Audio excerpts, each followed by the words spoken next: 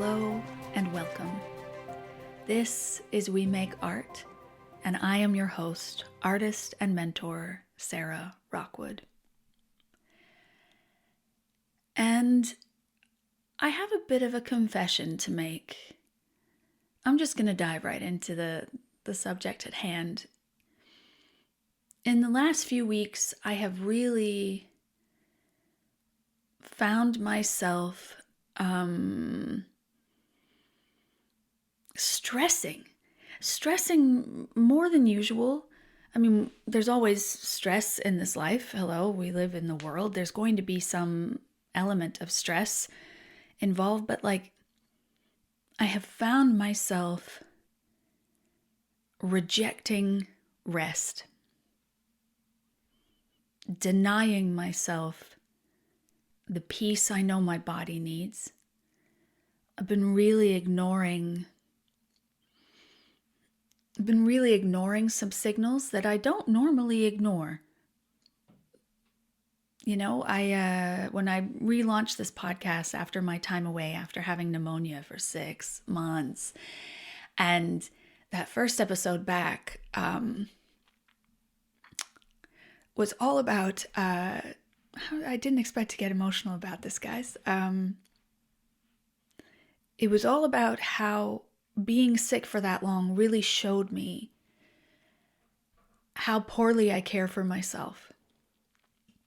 And I was really determined after that to care for myself, to really make it a priority to care for my body, my mind, my spirit, with the knowledge, with the deep knowing that would in turn nurture my art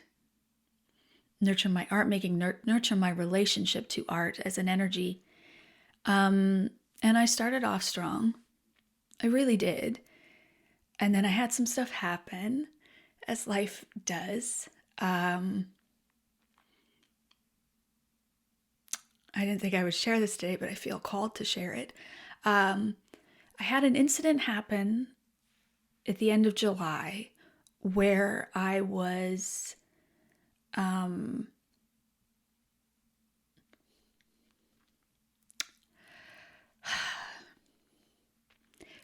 touched inappropriately by a bodywork practitioner. And I can't give you too many details because, legal reasons, liability reasons, defamation reasons, all of that. But I can say that that she touched me inappropriately. And at first I kind of laughed it off. At first I thought, oh, that must just be like a form of practice that I'm not used to. Blah, blah, blah. But come September, so I'm telling you, it took a while. It took like 6 weeks before I was really able to be like, oh, fuck, I think I was assaulted. Like, I don't think what happened was right. And once I did acknowledge that in my body, my mind, my spirit, no, my body already knew. Once my mind and my spirit caught up with what the body was telling me, I crashed really hard. It was really hard.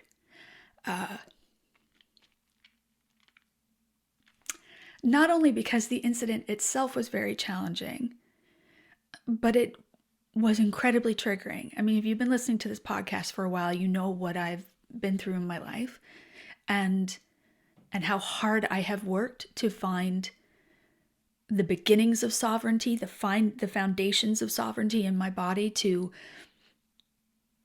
trust myself, to take care of myself. And it really was a moment where I felt like I had failed on all of those fronts.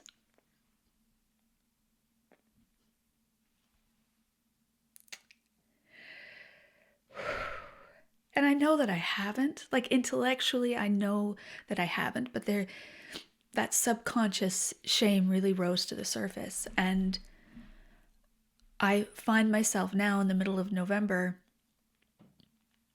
looking back over sort of September, October, and and realizing just how I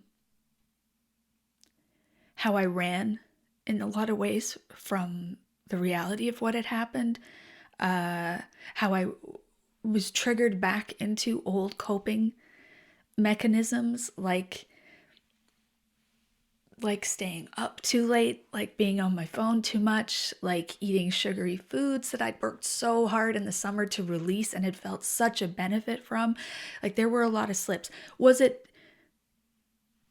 And also recognizing how hard I was being on myself, because I say there were a lot of slips, but it wasn't really that, I didn't slip that hard, but the slips themselves felt like such immense failures because of all the shame and things that were churned up. And I went hard on the caffeine. Oh my God. Like I know for my system that I can't really do caffeine. I can do decaf. I can do a decaf latte like once a day and I'm all right. But I was going full caffeine, like double espresso lattes, like every day. And I know that doesn't sound like, I know that that's something that a lot of people do every day. And that's why I want to talk about this today, this idea of the courage it takes to rest, because I could see, having spent the summer really nourishing my body, I had such a clear contrast of what ignoring my vessel, of what ignoring rest really did to me. And my God, the perimenopause was like out of control, like out of control. If I could show you my Aura Ring data, you'd be like, girl, what the fuck? What happened? Like you can see a clear delineation of like, oh, here's where the caffeine kicked in, because your fucking body temperature is at like 1 degree higher than normal the whole time, and your heart rate never goes down, and like you're not sleeping, and no wonder you're like not making art, or you are trying to make art, but then it's not really satisfying, and da da da da da da. And then I went for a face massage to try and move some of the tension out of my face, because I had found that through the I don't even know what we want to call it, through the dip that happened after the assault, I couldn't unknit my brows, and I couldn't, like, my jaw was so tight and yada. So I went for this face massage that included intraoral. And I was also really proud of myself for going back to get intimate body work, like even though this body work incident had happened. So I was like, good for you, Sarah. But this woman started to work on my jaw and doing this intraoral work, which I don't know if you've ever had, but it's like they put gloves on and they work with the trigger points inside your mouth. And it is, when it's done well, it is fabulous. Now, I have always had it done in a very tough fashion. People who find a trigger point and stick on a trigger point and hold that trigger point, and it's incredibly painful. But I would feel relief afterwards. So I thought that's how it was meant to be done. And then this woman started working on my jaw, and it was the most gentle touch I have felt in years, bordering on ever, maybe, that someone was so gentle and it was giving without any desire to receive. I was receiving a service. Like I really felt like I was being given a gift of service, and it was so gentle and relaxing that I just started crying. I was like, you got to give me a minute. I'm having a somatic response. And she was like, oh, okay, it's all right. Go for it. And I'm like, okay, it's just really beautiful and it feels really nice. Like so yeah, I'm going to go back and do that again. But it did, again, hit me much like this is the onion of life, right? Much like when I came out of the pneumonia going, wow, I really don't care for myself. Why is that? Spending the summer maybe going too far the other way, overly caring for myself, if that's a thing, like going a little extreme in my behaviors, to finding myself post dip, post assault, like really starting to kind of put myself back together and then going, oh, there's another level to this. There is a gentle place that is safe, that maybe I need to spend some more time in. And that's terrifying. I know I'm not alone in the idea of like sitting in a comfortable chair can be terrifying, you know? Like I feel like sometimes we women, especially we women in the arts, if you're listening to this, like we are conditioned almost to operate like sharks, never stop moving, never stop doing, never accept help. We are lone wolves. We can get it all done. And you ask somebody to sit in a chair and just not pick up your phone and just breathe. And, you know, the responses to that I've seen is either the women fall immediately to sleep or get very angry because they got shit to do. So yeah, I realized in this massage, in this gentle, safe touch, that it was going to take a hell of a lot of courage to truly rest. And that's what I hope this conversation today gets us to. A place where we all find the courage to rest. You know, it is the lie of laziness that we have to look at first here. This idea that to pause, to rest, to take a day off, to say no to an event, to say no to a task, to say no to helping somebody, that all of these things make us lazy, and that lazy is bad, lazy is stupid, and lazy, we are releasing our ambition. Maybe that's it, that by taking a rest, it means that I don't want it badly enough. And isn't that a big thing in the arts? I don't want it bad. Do you want it badly enough? I have had people say to my face, like in theater school, or, you know, they were like, because there are a lot of other girls who want this. And there are a lot of girls in this class that are really talented. Do you want to run with them or not? Okay. Well, yes, I do. Yes, I really do. I really do want these things. I do want to be successful, whatever that meant at the time, you know. Yeah, I do want the lead in the show. Yeah, I do want to be able to sing that high note. Yeah, I don't want to disappoint you. Okay, I'll keep going. You know, it's interesting. I mean, this is part of capitalism, right? This is part of patriarchy. This idea that, especially as women, we have to be of value. We have to offer value to the situations we are in order to have merit and worth as people. And so that has become this distorted thing of like, never stop doing. This fear of rest is inherited, it is internalized, it is systemic, and it gets underlined or underscored by this idea that of what are people going to think of us? People are going to call us lazy. People are going to stop asking us to do things.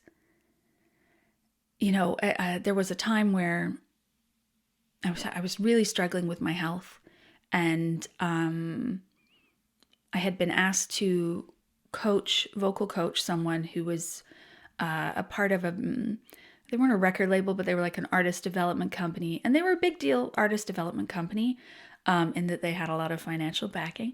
And I just did not have the physical capacity to teach this person. And what I really wanted to say to this company was, look, I am very much struggling with my health, and I am taking the summer off, and I'd be happy to coach this person in the fall.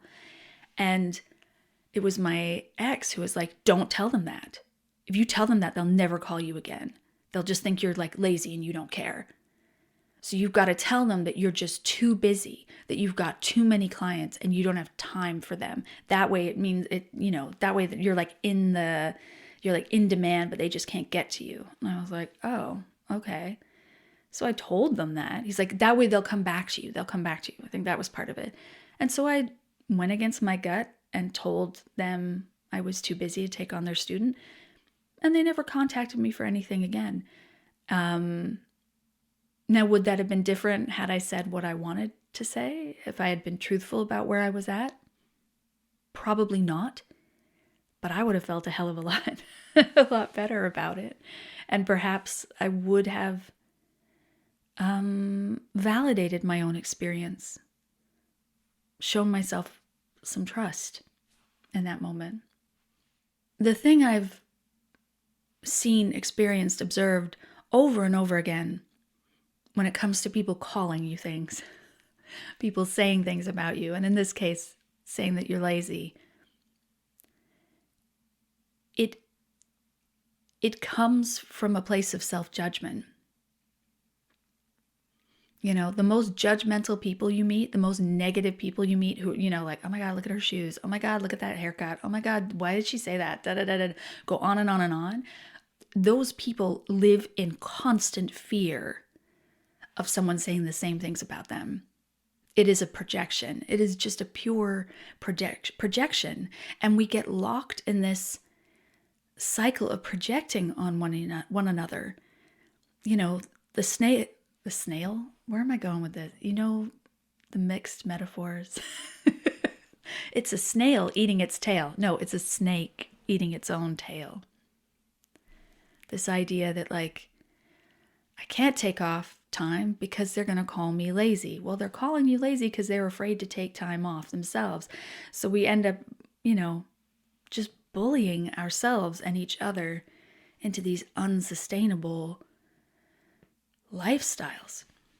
No, I'm wrong there. We don't bully each other into unsustainable lifestyles because the truth is the lifestyle is sustainable. I've been sustaining it. You've been sustaining it. We have sustained these lifestyles of hustle, but they are depleting. And I'm not sure if we're aware of the cost of them because we are living in them. We don't have a moment to kind of step back and look at our patterns and ask ourselves if that's what we really want. It's the third cup of coffee before noon. Staying up too late because the day never felt like yours. Saying yes to something when your body is begging you to say no. Doing everything alone because no one else does it quite like you do. Letting the imagined thoughts of others rewrite our relationships with ourselves. And ignoring our art because we never have enough time.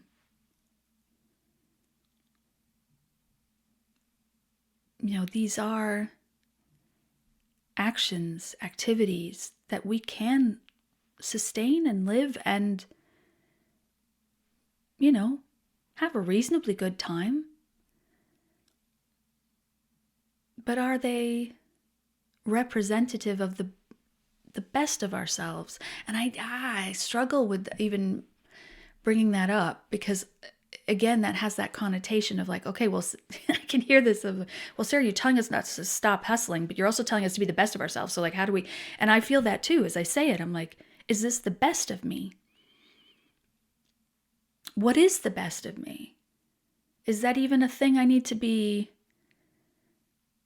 looking for? Well, I think for me personally it is. What is the best of myself? But I have realized that the paradigm I had in my head of what was required to achieve the best of me was a fucking lie. It was a lie. I mean, it was, I'm here, I can't name why don't I know the name of the song? Perimenopause. Elton John, about Marilyn Monroe, like they put you on the treadmill and made you change your name.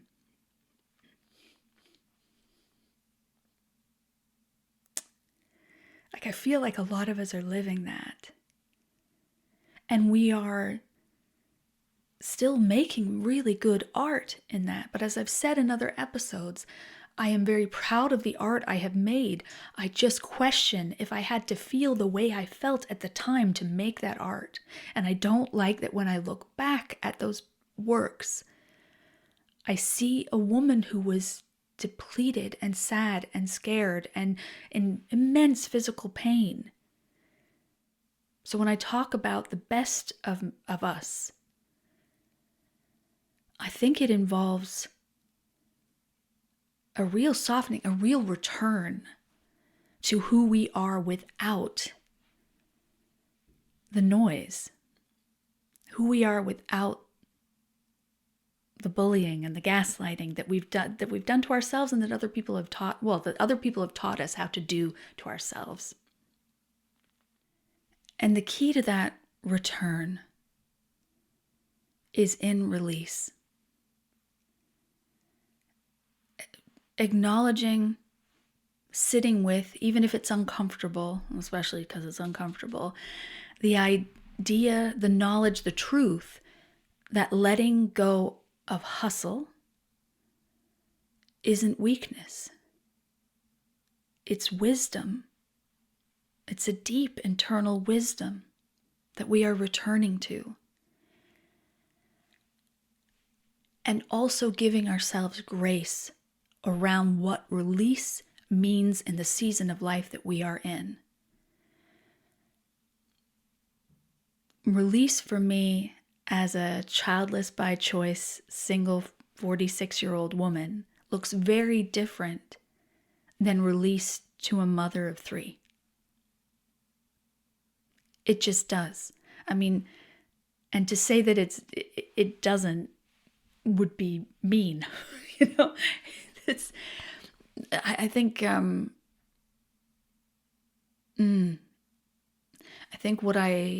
of the bedrock things, foundations to my work, and perhaps one of the things that makes it the most challenging to interact with, is that this process of return to the self is so individual.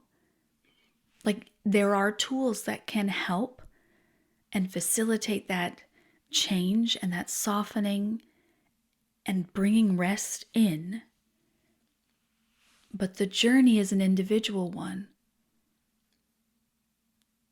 which makes it feel kind of lonely sometimes. But sometimes loneliness is okay. You know, sometimes there are seasons where we need to be with ourselves, with just ourselves. When it comes to these kinds of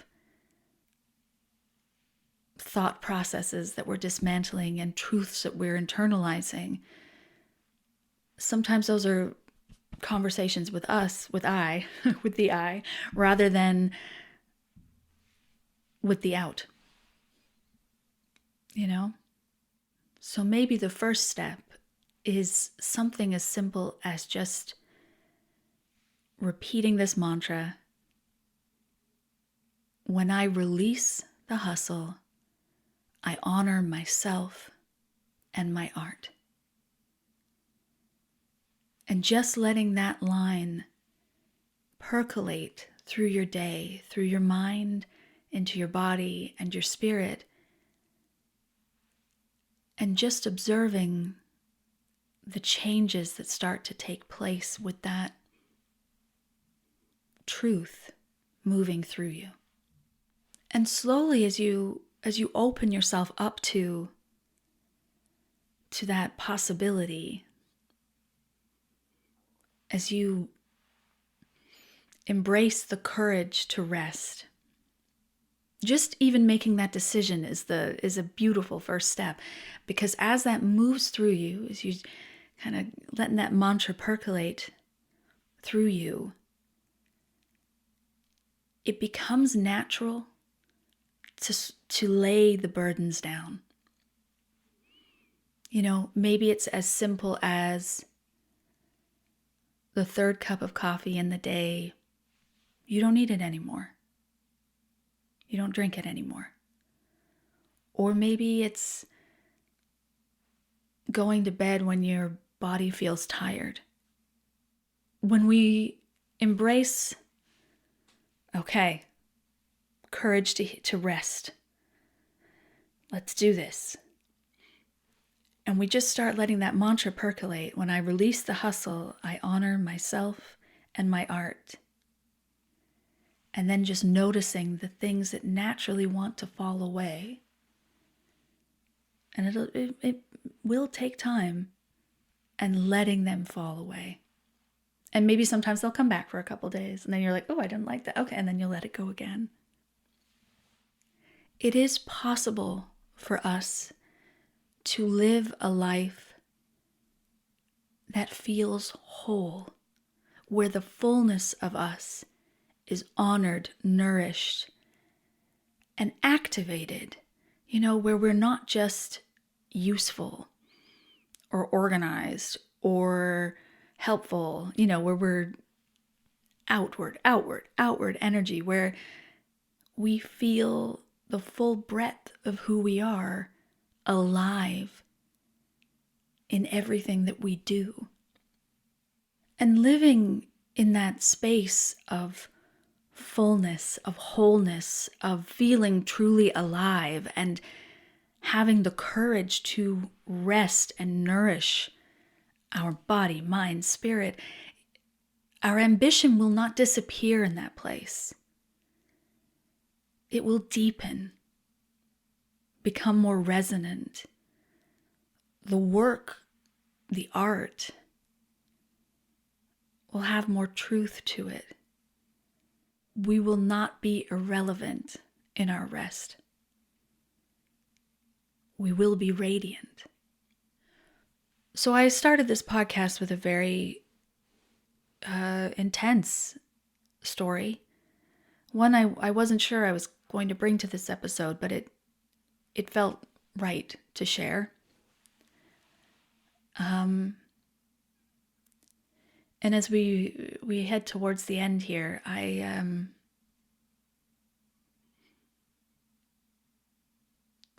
gonna say I'm proud of myself.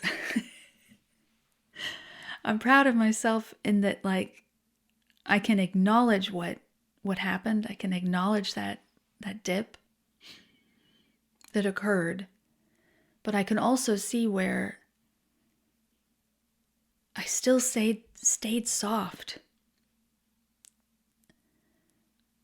And the universe, whatever you want to call or what you believe in, I use the word universe, did reinforce that softness when I received that massage and the gentleness, and allowed the gentleness to move through me.